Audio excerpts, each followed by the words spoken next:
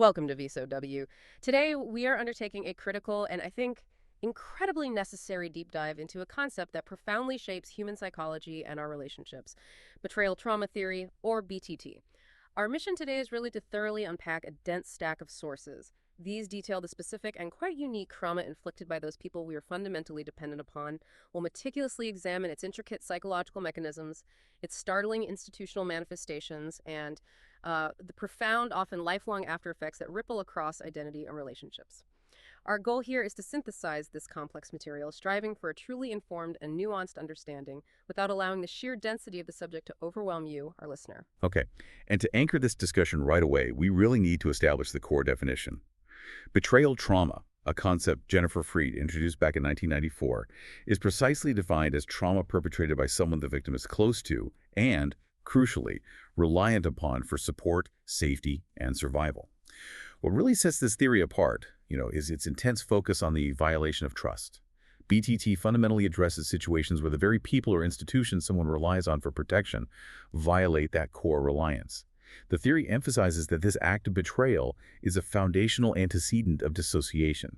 That's a cognitive mechanism that is often implicitly and somewhat paradoxically aimed at preserving the relationship. Preserving the relationship, even the damaging one. Exactly. Because in situations of dependency, severing that lifeline, whether it's a parent, a spouse, or even an employer in some cases, it can mean total annihilation or the loss of essential resources for that dependent individual. The system prioritizes attachment, sometimes over safety. That immediately clarifies the unique destructiveness of BTT. It's not just the traumatic event itself. It's the systematic failure of the primary survival structure, the very foundation.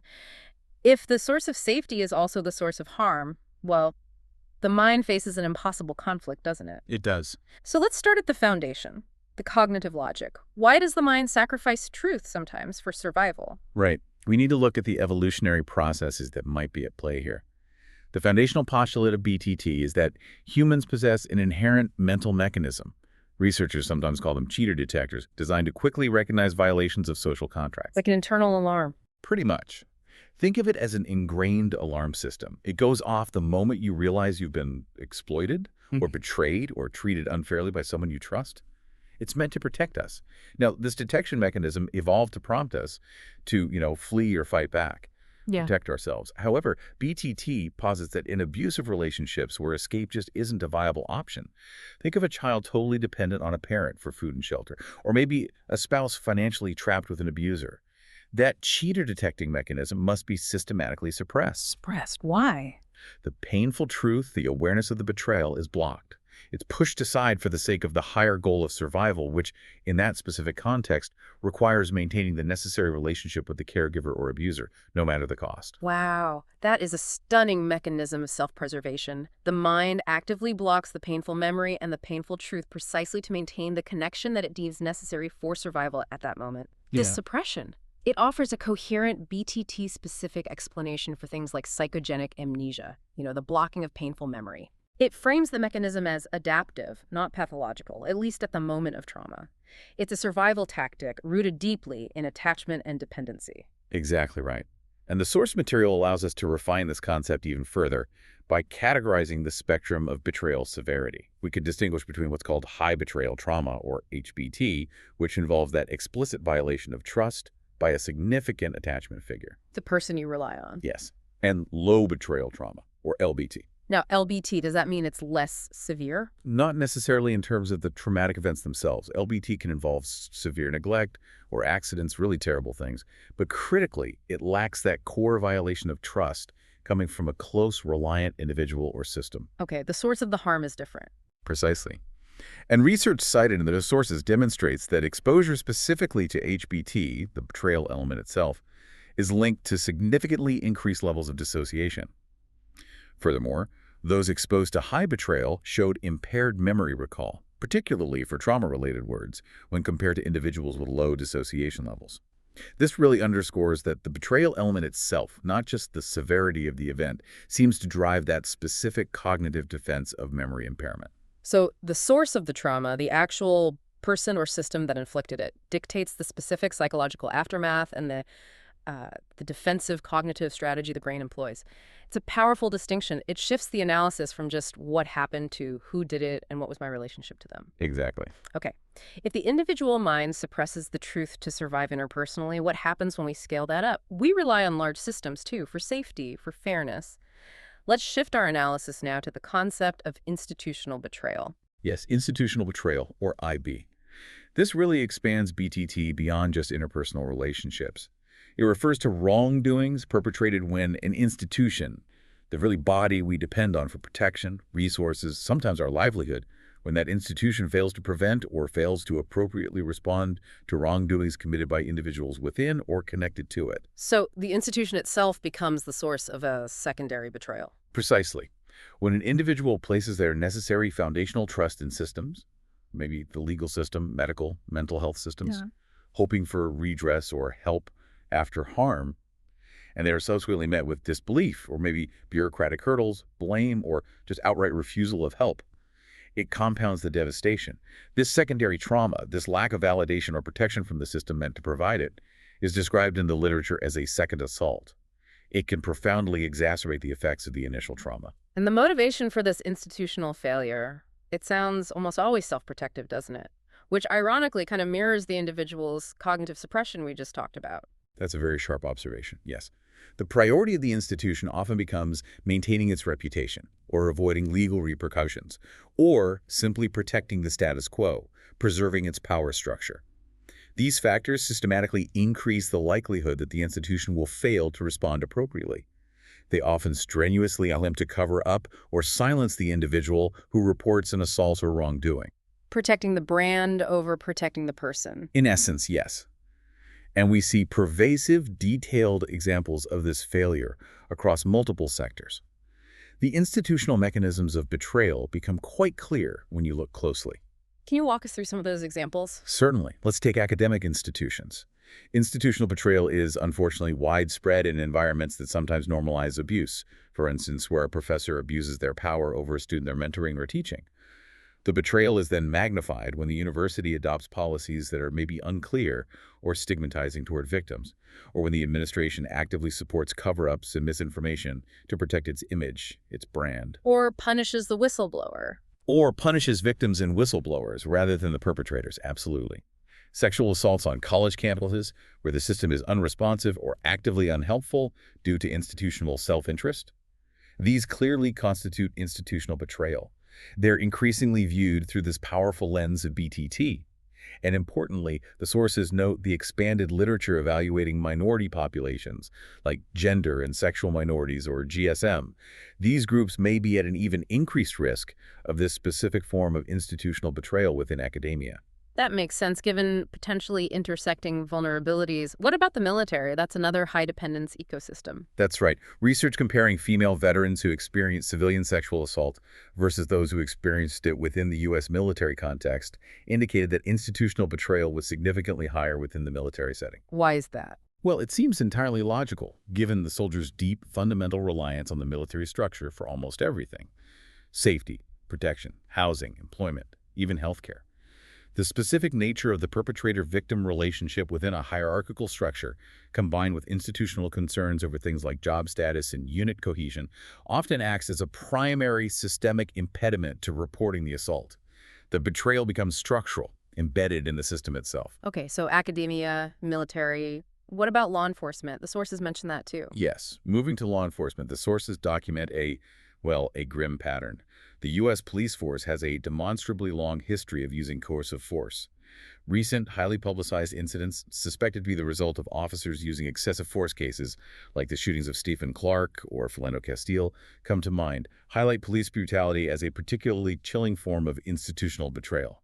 And this betrayal, it seems, disproportionately affects specific populations who are already in a state of dependency or vulnerability relative to that system.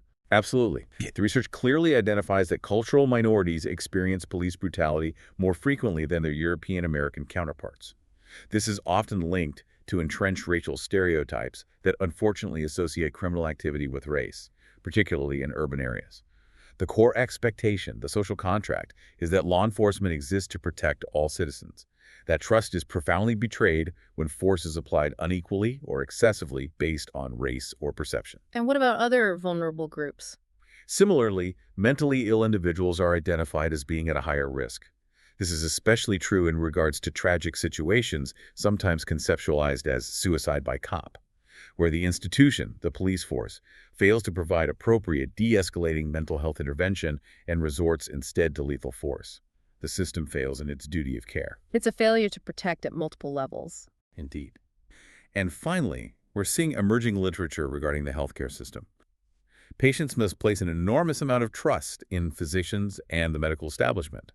We assume, fundamentally, that the priority is patient welfare. When adverse medical experiences occur, whether it's through neglect, perhaps incompetence, or even in rare cases outright exploitation, that core assumption is violated.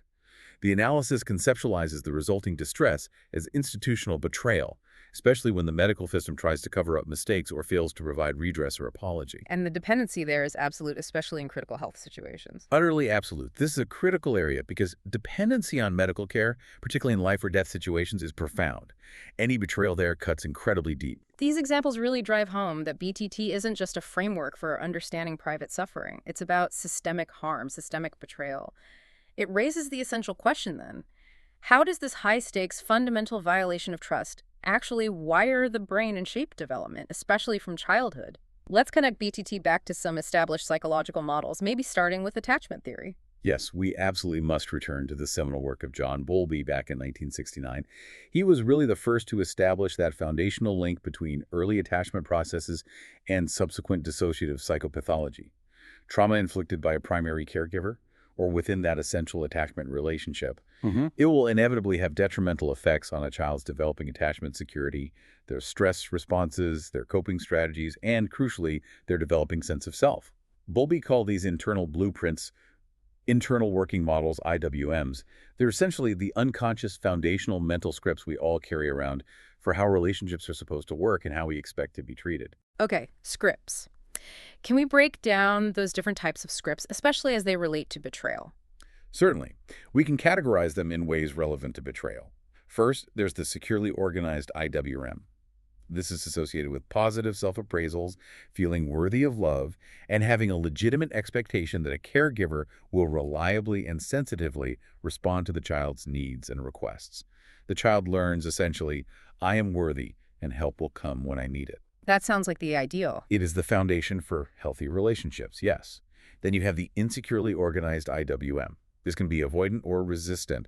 It involves a more negative appraisal of attachment, emotions like needing help is bad, and the expectation that requests for comfort or help will likely be received as a nuisance or an intrusion or maybe just ignored. The child learns effectively, my needs are burdensome, I must manage this alone. Okay, so secure and insecure. But you mentioned one particularly relevant to betrayal trauma. Yes, the disorganized IWM. This type of attachment pattern is strongly linked to unresolved traumas and losses experienced by the caregiver, which then destabilizes their own attachment style and parenting behavior. Main and Hess, back in 1990, theorized that in the specific context of BTT, where the caregiver is simultaneously the source of the child's solution, like comfort, food, shelter, and the source of fright, terror, abuse, unpredictability, this fundamental contradiction cannot be integrated by the child's developing mind. The safe person is the scary person. Exactly. The child's mind is forced to hold two mutually exclusive realities at once. I must go to this person for survival, and this person terrifies me. This impossible situation often leads to the frequent use of altered states of consciousness, which we identify clinically as dissociation. That terror-comfort paradox. It must be neurologically overwhelming for a child. And if the child never develops a stable internal model because of this disorganization, how does BTT explain why they often seem to choose partners later in life who replicate that very same chaotic, maybe even dangerous dynamic? That is the core tragedy, isn't it? The disorganized IWM sets the stage for what's sometimes called betrayal bonding or trauma bonding in adulthood. Because the child's internal script, their IWM, says love means danger and confusion, or maybe intensity equals intimacy, they are neurobiologically unconsciously drawn to relationships that feel familiar, even if those relationships are fundamentally chaotic, unpredictable, or harmful. The adult survivor, often unconsciously seeking to somehow master or resolve the original trauma, inadvertently repeats the pattern. They might mistake intense, conflictual, and confusing relationships for authentic intimacy because that's what their internal map tells them love feels like. Wow. That really clarifies the cyclical nature. And it brings us directly to the function of dissociation itself, which BTT considers absolutely central to survival in these situations. Yes. Dissociation is clinically described as a disruption in the usually integrated functions of consciousness, memory, identity, or perception of the environment. Frayne and her colleagues specifically identified this in BTT as knowledge isolation, the extent to which traumatic information is actively hidden, walled off from conscious awareness. Walled off. Why? From a developmental perspective, dissociation during times of extreme, inescapable stress, especially in childhood, is conceptualized by BTT not as a flaw, but as an adaptive process. It's a creative, maybe even necessary neural response aimed at maintaining immediate self-preservation and protecting against overwhelming psychological pain.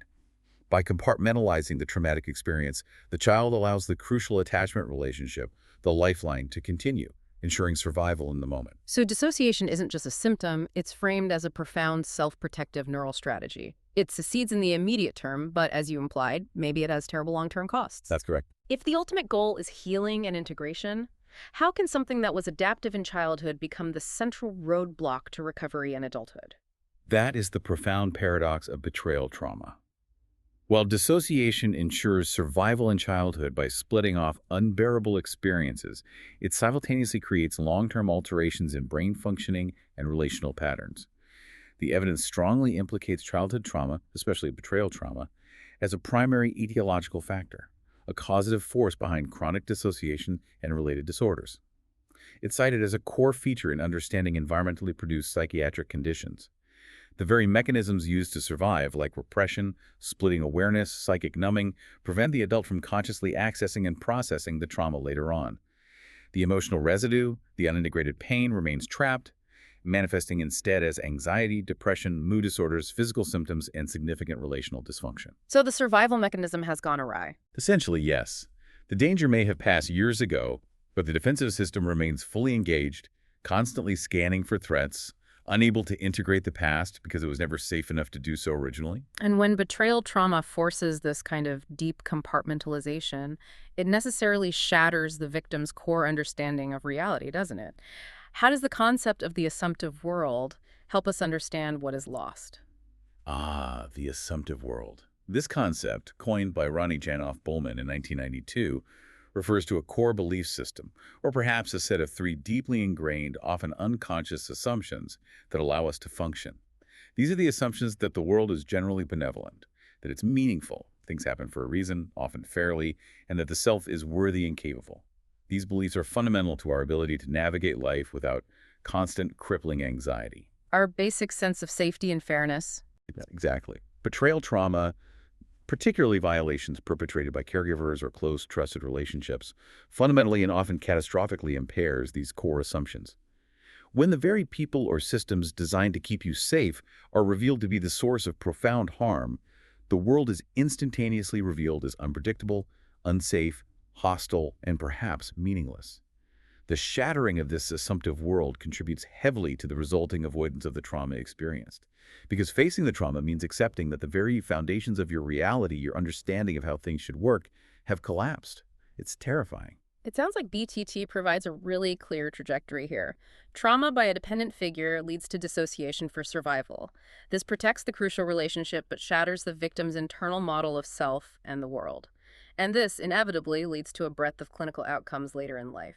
What are some of the key psychopathological diagnoses that research links specifically to this type of trauma? Yes, the research indicates that betrayal trauma is implicated across a surprisingly wide spectrum of severe diagnostic groups.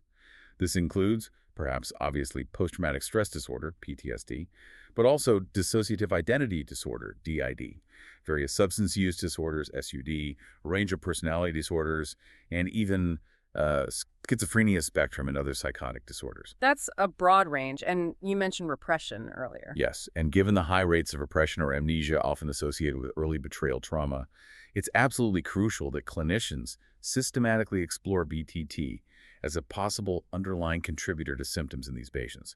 even when the trauma itself is unconsciously blocked or deeply repressed by the individual, So the trauma might be clinically silent in terms of direct memory. but behaviorally deafening. The patterns of relating, the coping mechanisms, the symptoms themselves often tell the story, even if the explicit narrative is missing. Okay, let's delve into some of those specific connections you listed, starting with PTSD, the most direct link, perhaps. For PTSD, the sources indicate something interesting.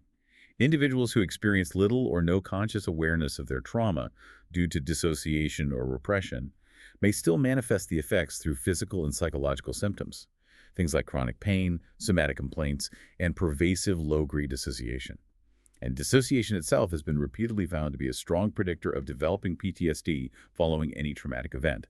Its presence often signals a more complex form of PTSD, frequently rooted in early attachment damage, like that seen in BTT. Okay. And what about dissociative identity disorder, DID? That seems like an extreme form of dissociation. For dissociative identity disorder, DID, yes, BTT provides a powerful explanatory framework.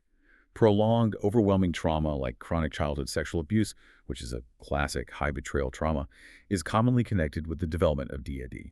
This kind of ongoing trauma creates an overwhelming, unbearable demand for the child to somehow compartmentalize completely incompatible experiences, thoughts, and feelings associated with the abuse and the abuser. This results in a profound disruption in identity where distinct personality states or alters develop to hold different aspects of the trauma and daily life. This often results in significant amnesia, gaps in the recall of everyday events as well as the traumatic ones. The brain literally divides itself as a last resort to survive the unspeakable. That's incredibly intense. The link to substance use disorders, that seems almost like a behavioral attempt to manage that overwhelming internal distress, the psychic pain that the dissociation is trying, maybe failing, to block completely. That is precisely the mechanism often proposed. Interpersonal trauma, especially betrayal trauma from caregivers, is linked to a significantly increased risk for developing substance use disorders, SUDs, later in life. Researchers postulate a couple of specific pathways here. First, yes, substance use often functions as a coping mechanism for managing post-traumatic negative affect, things like chronic anxiety, depression, intrusive thoughts, emotional numbness. It serves as avoidance, tension reduction, or self-medication. The drug or alcohol becomes a kind of temporary external dissociative agent. Trying to numb the pain. Trying to numb the pain, exactly. Second, there's another interesting idea. Because betrayal trauma often creates such a deep, profound sense of loss of control, the abuser literally stole the victim's agency and bodily autonomy. The cycle of addiction, which itself is characterized by a loss of control over substance use, can inadvertently perpetuate that core feeling. It might incorporate itself into the pattern of substance use, fueling the compulsion in a complex way. Wow. Okay, and you also mentioned personality disorders. Yes, high betrayal traumas are strongly implicated in the development of traits indicative of various personality disorders, particularly borderline personality disorder, or BPD. BPD actually incorporates both the attachment issues and the profound emotional damage inflicted by a caregiver within its definition or understanding of how BPD might develop. Dissociation, as we've discussed, is considered a core diagnostic criterion for BPD in many models, often serving as a primary defense mechanism against that early, contradictory, and terrifying childhood trauma. It's not just BPD, though. No. It's also important to note that the research found high betrayal trauma significantly predicted both grandiose and vulnerable narcissistic dimensions of pathological narcissism. This suggests BTT might be a key underlying mechanism for a broader spectrum of personality disturbances that are fundamentally rooted in early relational instability and boundary violations. And most severely, perhaps surprisingly to some, the sources even connect BTT to the schizophrenia spectrum. How does that work? Yes, that's a powerful and perhaps challenging connection for traditional psychiatric models. As we've established, dissociation is a severe symptom often resulting from betrayal trauma. More recently, hallucinations have been linked in research to extreme cases of BT exposure. Research suggests that significant childhood adversity, including interpersonal trauma like betrayal trauma, increases the risk for developing psychosis and hallucinations later in life. What does that imply for treatment? Well, it implies a potentially critical shift. While medication has been the long-standing primary intervention for psychosis, this research suggests that treating the underlying betrayal trauma, addressing the historical wound, and the resulting dissociation, may actually effectively reduce hallucinations, particularly when childhood sexual abuse is present in the patient's history. It points towards trauma-informed care being essential even for psychosis. That's a significant implication. And finally, you touched on intergenerational effects. Yes, and this is quite insidious. Individuals' levels of dissociation have been found to correlate not just with the betrayal trauma they experience personally, but also, interestingly, with the betrayal trauma experienced by their mother. How? Is that genetic? The proposed mechanism isn't thought to be primarily genetic, but rather environmental and relational. Mothers who have unresolved betrayal trauma or significant dissociative symptoms themselves may understandably struggle more to create a consistently safe, predictable, and securely attached environment for their own children. They might be emotionally unavailable, inconsistent, or easily overwhelmed.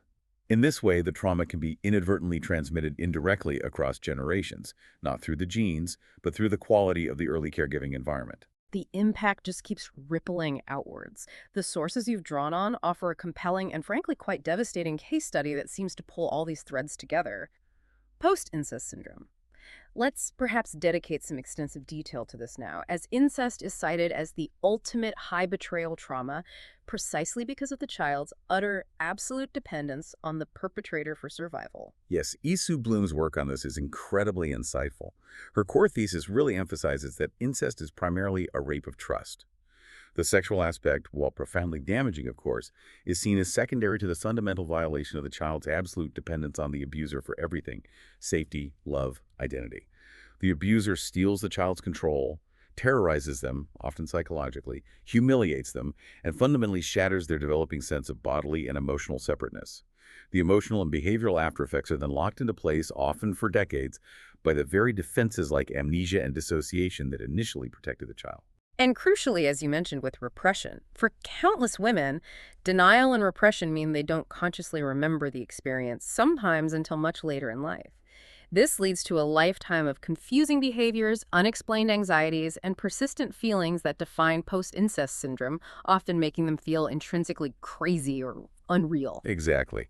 And the dynamics of power are absolutely key here, because overt physical force is often unnecessary and, according to the sources, rarely used, especially the closer the relationship is between the abuser and child. The child's natural dependence and inherent powerlessness are systematically used against her. This creates what Bloom terms rape by extortion. The victim is trapped. A protest carries no weight. Her refusal holds no real impact against the caregiver's power. So she just gives up. The emotional devastation, the conflict between needing the caregiver and fearing them, is so great that she ultimately, often unconsciously, decides not to decide.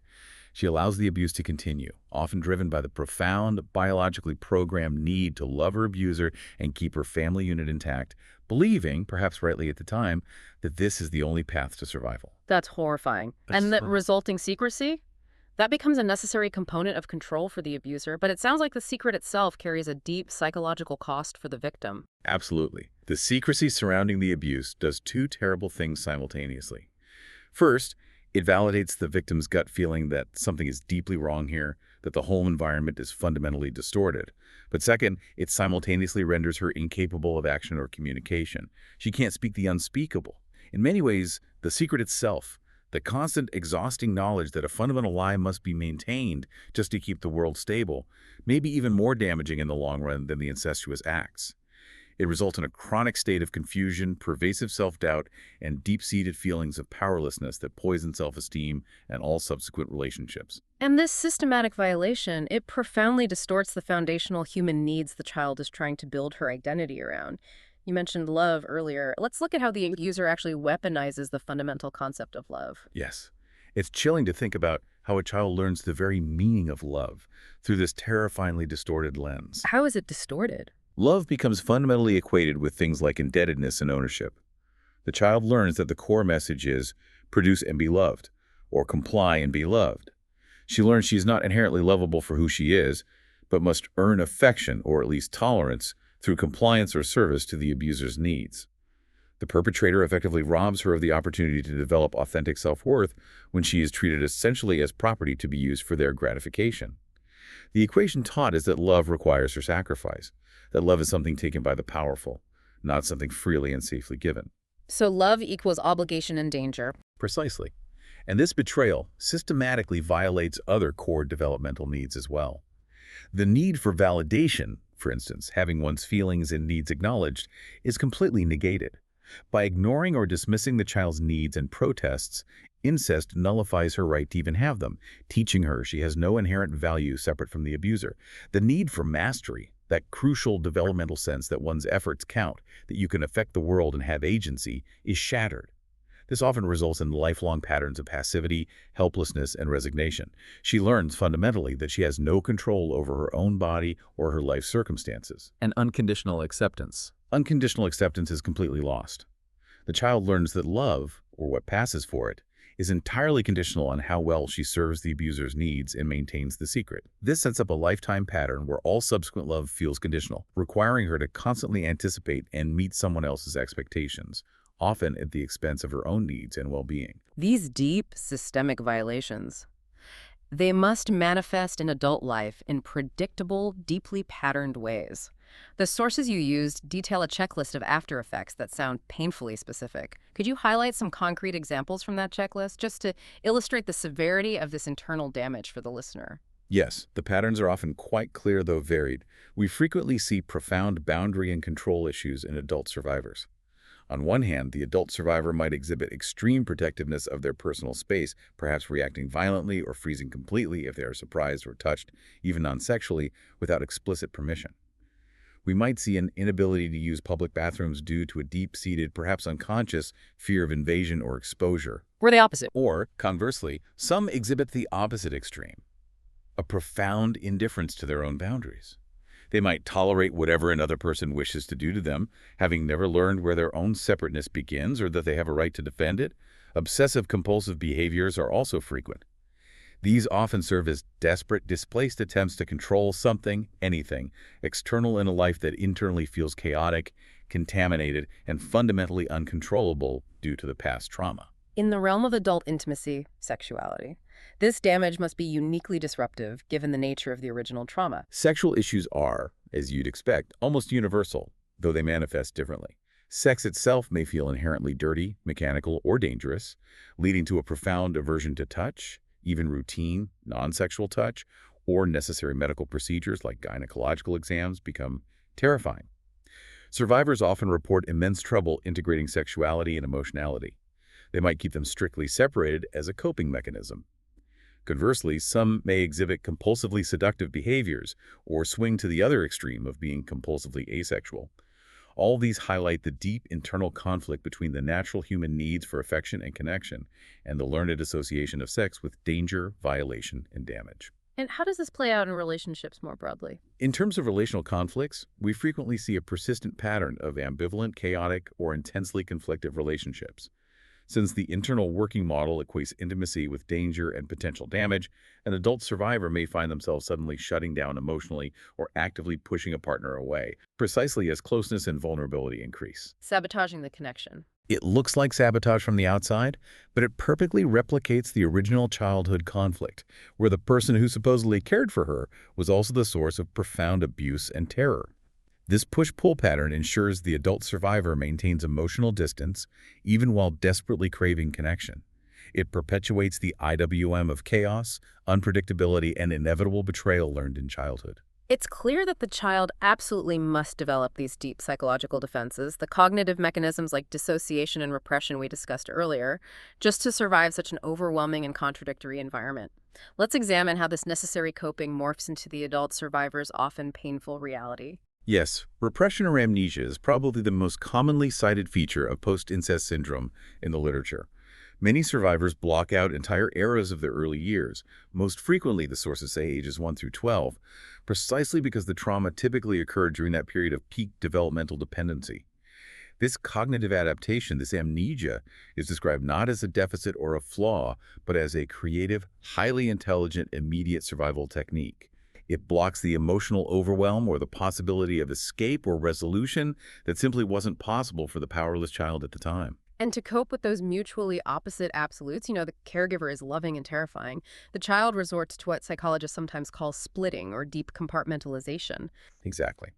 Splitting is often a necessary defense in that situation. It can manifest as depersonalization, feeling detached from oneself, or psychic numbing, feeling emotionally deadened. Because those mutually opposite absolutes, love and terror, safety and danger, coexist simultaneously in the child's real life, the world itself, and perhaps the child's sense of self, takes on an unreal, fragmented, almost two-dimensional quality. This defense allows the child to continue functioning day to day, but it often leads the adult incest survivor to never truly trust their own perceptions or feelings. They might live with a chronic feeling of being unreal, doubting their own experiences, and living with a fractured sense of identity. This is the lived reality of that knowledge isolation we talked about. But the memories aren't always completely gone, are they? You mentioned leaks. That's right. What's fascinating and often confusing for survivors is the constant tension between this conscious repression and the involuntary memory leaks. While conscious, narrative memory of the events may be blocked through amnesia, the involuntary body memory, the sensory fragments, still escape. These are often experienced not as full memories, but as sudden, inexplicable sensory flashes. A specific smell that triggers panic, a certain color associated with dread, a texture that feels viscerally wrong. Or maybe image flashbacks, a snapshot of a picture frame in a specific room, the pattern of wallpaper, the sound of a particular piece of music. Fragments, not the whole story. Exactly. They are peripheral hints, clues from the unconscious. They often allow the survivor, over time and crucially, within a context of safety and support, to slowly piece together the outline, the perimeter of the traumatic experience, often long before the full, explicit, and painful narrative memory surfaces. Okay. Linking this intense internal distress back to the section on psychopathology, we can clearly see now why addictions become such a prevalent, almost logical coping strategy for this perpetual internal conflict and pain. Absolutely. Substance use in this context is fundamentally often a way to medicate or self-anesthetize those unbearable feelings, the anxiety, the shame, the rage, the confusion, and of course this actively inhibits the painful but necessary recovery process. The typical course of addiction, moving from initial euphoria or relief to tolerance requiring more of the substance to eventually the desperate need for it just to feel normal or stable. This cycle mirrors the survivor's compulsion to self-anesthetize the deep, unrelenting pain of the betrayal trauma. Because recovery means feeling it. Because recovery work requires feeling the pain, processing the grief and anger. And one simply cannot effectively work through those overwhelming feelings while actively drinking or using drugs to numb them. The addiction becomes another layer trapping the survivor. We also see behaviors like obsessive-compulsive disorder, OCD, fitting quite logically into this survival narrative as well, don't we? Yes, OCD-like behaviors can offer a different kind of temporary, highly structured relief from the inner struggle, though typically without the chemical high associated with substance addiction. These behaviors often relate very clearly to the core BTT themes of control, powerlessness, and especially the fear of contamination or badness.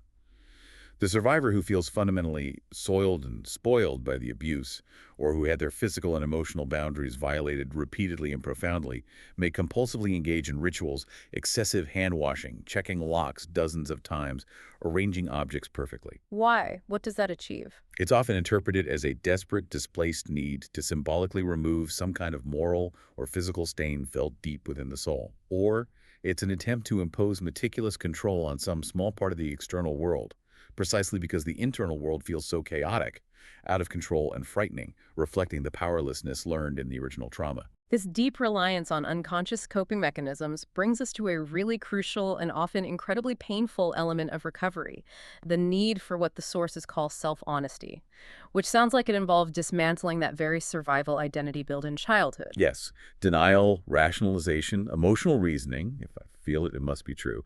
These are all largely unconscious coping mechanisms developed very early in life, specifically to avoid overwhelming psychological pain. Particularly, they help avoid confronting the impossible internalized message that maybe perfection equals love or compliance equals survival. The sources, particularly Bloom, emphasize that self-honesty, which is the difficult, courageous, and necessary process of getting in touch with one's authentic self, acknowledging the truth of the past experiences, and feeling the associated emotions, is absolutely foundational to positive change.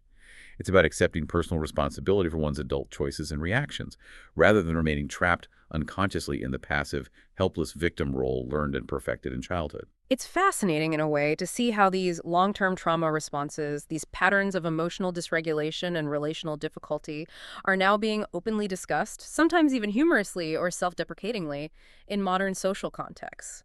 If you look at social media, particularly platforms like TikTok, you say this proliferation of content using hashtags like hashtag BPD or hashtag neurodivergent to discuss intense emotional swings, relationship frustrations, feeling overwhelmed.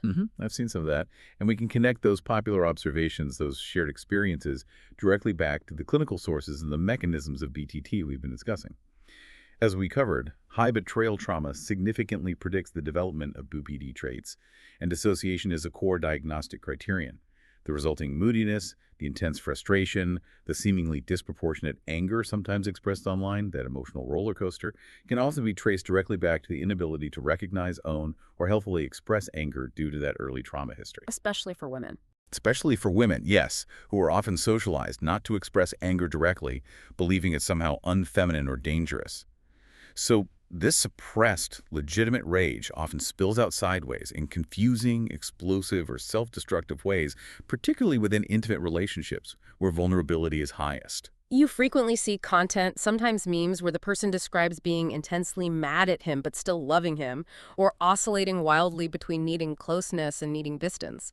That chaotic ambivalence seems to perfectly illustrate the intimacy problems resulting from a BT history rooted in that core conflict of the disorganized IWM. That tension absolutely nails it. The struggle to reconcile caring independency with legitimate rage and fear, or that sudden, intense impulse to push away or shut down precisely when closeness increases. That is the classic replication of the original betrayal conflict in adult relationships. The adult survivor is constantly, often unconsciously, struggling to integrate affection and sexuality, which they crave, with the deeply ingrained feeling of danger, obligation, and potential damage that those very things symbolized in childhood. The current partner is, unfairly but inevitably, cast in the unconscious role of the original caregiver who was simultaneously the source of comfort and the source of fear. It's a pattern doomed to repeat until it's understood and addressed. Given the complexity and the deep roots of betrayal trauma, what does the necessary path toward healing and recovery actually look like? How does one even begin? Well, treatment needs to be highly specialized and trauma-informed. Assessment often begins with specific diagnostic tools like the Betrayal Trauma Inventory or BTI. This systematically assesses experiences of physical, emotional, and sexual abuse, but focuses specifically on the relationship between the victim and the perpetrator and the severity of the betrayal, typically focusing on trauma occurring before age 16. And once assessed, what kinds of interventions are helpful? In terms of new interventions, there's definitely a push for modalities that go beyond simple symptom management. Some clinicians advocate strongly for approaches like relational cultural therapy. This focuses heavily on understanding and repairing the relational disconnections caused by the trauma, helping the survivor build the capacity for mutual, healthy relationships, rather than solely focusing on reducing isolated individual symptoms like anxiety or depression. Others, particularly in the addiction and codependency fields, explicitly use BTT concepts within specific programs designed for healing people who find themselves repeatedly in exploitive or damaging relationships. This is often referred to as addressing the underlying betrayal bonding patterns. Recovery sounds like it's clearly an active process. It seems to require a fundamental shift in self-identity. The sources frequently use the term survivor rather than victim. Yes, the emphasis is absolutely on reclaiming one's life, moving from the passivity learned in trauma to active agency in the present. Regarding confrontation, for instance, confronting the perpetrator can sometimes be a profoundly valuable step for some survivors, but the literature stresses it must be an earned confrontation. Earned? What does that mean? It means the perpetrator must first show some capacity to face what they have done, to acknowledge the harm caused, for the confrontation to be genuinely therapeutic for the survivor, rather than re-traumatizing. Otherwise, it's just banging against a wall of denial. The drive for confrontation is often fueled by the survivor's overwhelming, legitimate need for justice and validation, often from a system, whether it's the family or society, that historically failed them, that enabled or ignored the abuse. This deep need for justice is what leads many survivors, sometimes decades later, to pursue civil lawsuits, often based on legal concepts like equitable estoppel. That's a highly specific legal term you mentioned earlier. Can you just quickly explain equitable estoppel again in this specific context? Certainly. Equitable estoppel is basically a legal principle that prevents a party, in this context, often an institution like a school or church, or sometimes even a family that colluded in the silence, from asserting certain rights or defenses, like the statute of limitations having expired, if their own previous conduct misled the plaintiff, the survivor, or prevented them from acting sooner. For example, if a university actively covered up an assault or discouraged reporting, their actions misled the victim and prevented them from seeking justice within the standard time frame. Equitable estoppel can be used to argue that the defense shouldn't benefit from the delay they caused through their betrayal. It's a way the legal system can sometimes acknowledge and account for the unique harm of institutional betrayal and the resulting delay in disclosure. Okay, thank you. That clarifies how the betrayal itself can be legally relevant. So, beyond confrontation or legal action, what does the internal healing journey look like, according to the sources? The ultimate healing journey, as described so powerfully in the source material by Bloom, involves fully experiencing the walled-off pain and moving, often slowly and painfully, through distinct stages of self-perception. The survivor travels gradually from seeing herself as intrinsically bad or somehow responsible for the abuse to seeing herself as perhaps a weak, pitiful victim, and finally, hopefully, arriving at the identity of a survivor. A survivor is defined not by the damage of the past, but by her resilience, her potential, and her capacity for healing and growth in the present. And that requires feeling the pain. That process absolutely requires, at some point, fully experiencing the pain that was dissociated or repressed. It means allowing the little girl's cry, all the grief, the terror, the righteous anger that was blocked by dissociation for survival, to finally be fully heard, validated, and processed within a safe therapeutic context, rather than continuing to numb it, fight it, or run from it. This has been an incredibly thorough deep dive into betrayal trauma theory.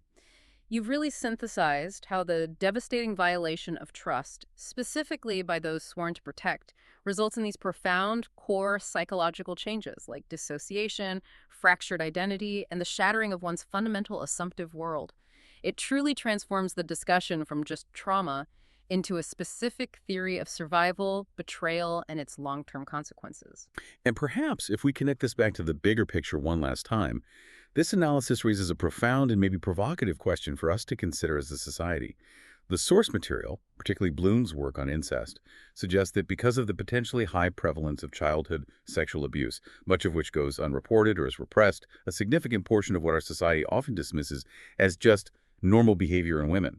Things like chronic passivity, exaggerated dependency on partners, compulsive people-pleasing, difficulty setting boundaries, intense struggles with body image or accepting one's own body, may actually be the unacknowledged, distorted life experience resulting from post-incest syndrome. So not just individual pathology, but potentially a societal issue. It suggests that betrayal trauma, in its various forms, might not just be a collection of individual pathologies affecting a minority, but potentially a vast, often hidden, societal issue that fundamentally shapes gendered behavior, relational dynamics, and even what we consider normal within our culture.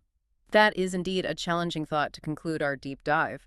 Thank you so much for guiding us through this incredibly important and complex analysis today. If you, our listener, found this discussion valuable and want to gain deeper insight into complex topics like this one, please take a moment to subscribe, like, and perhaps comment on our episodes. Your engagement really helps us bring these deep dives to more curious listeners like you. Thank you for listening to VSOW.